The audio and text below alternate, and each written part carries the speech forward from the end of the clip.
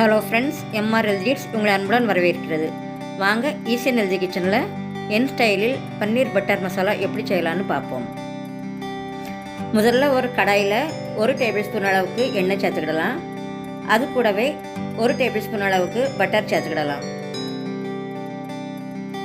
Butter உருகினதும் அது கூடவே 2 சின்ன துண்டு பட்டை, 2-3 கிராம்பு, 2 ஏலக்காய் சேர்த்துக்கிடலாம்.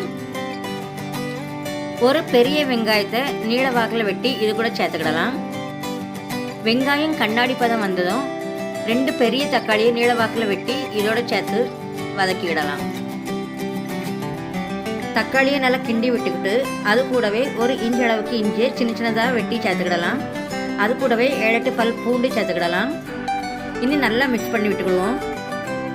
இதோடையே 10-15 முந்திரி பருப்பு சேர்த்துக்கிடலாம்.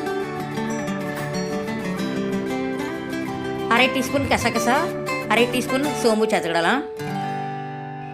இனி தக்காளியும் வெங்காயமும் நல்லா மசிகிற அளவுக்கு வேகணும். அதனால் கொஞ்சம் நேரம் மூடி போட்டு வச்சுக்கிடலாம்.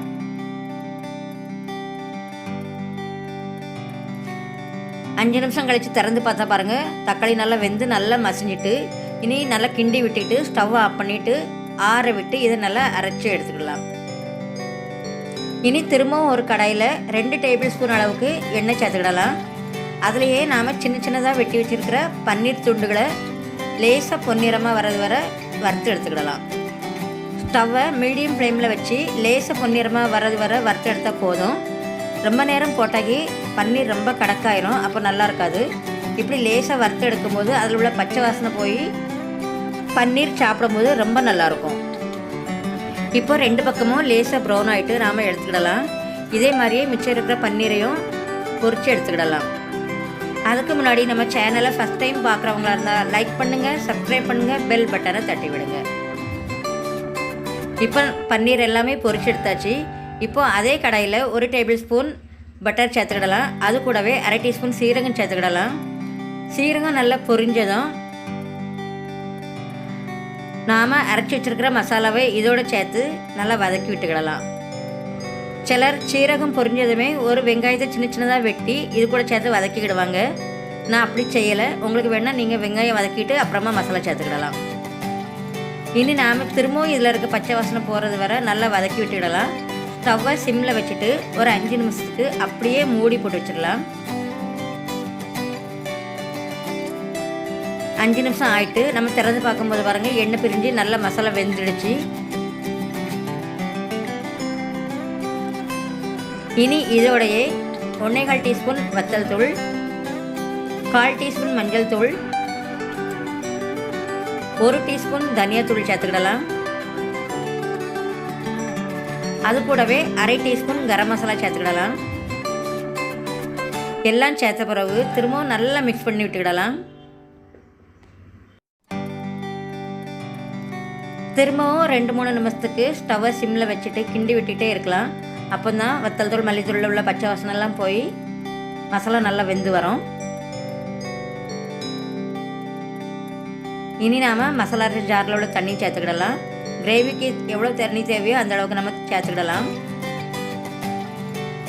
இனி கிரேவிக்கு தேவையான அளவு உப்பு சேர்த்துக்கிட்டு நல்லா மிக்ஸ் பண்ணி விட்டுட்டு ஸ்டவ்வை சிம்மில் வச்சுட்டு ஒரு 5-10 நிமிஷத்துக்கு அப்படியே மூடி வச்சிடலாம்.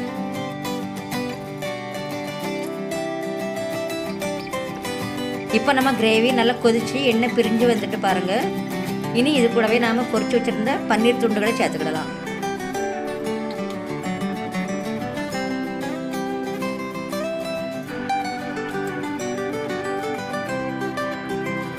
இனி திரும்பவும் நல்லா மிக்ஸ் பண்ணி விட்டுட்டு ஸ்டவ்வை சிம்லேயே வச்சுட்டு ஒரு 5 நிமிஷத்துக்கு அப்படியே மூடி போட்டு வச்சிடலாம். அதுக்கு முன்னாடி நாம் ஹோம்மேட் க்ரீம் பண்ணிடலாம்.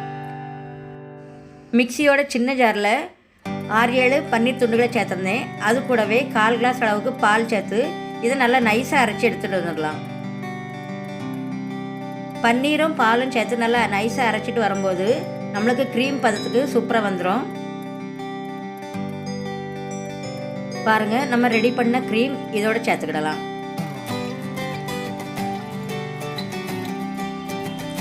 நாம் ரெடி பண்ண க்ரீம் சேர்த்து நல்லா மிக்ஸ் பண்ணி விட்டுக்கிடலாம்.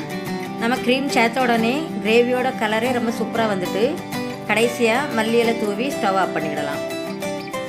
பாருங்கள், என் ஸ்டைலில் பன்னீர் பட்டர் மசாலா ரொம்ப சூப்பராக ரெடி ஆகிட்டு. இது சப்பாத்தி, பூரி, ஜீரா ரைஸ்க்கு ரொம்ப சூப்பராக இருக்கும்.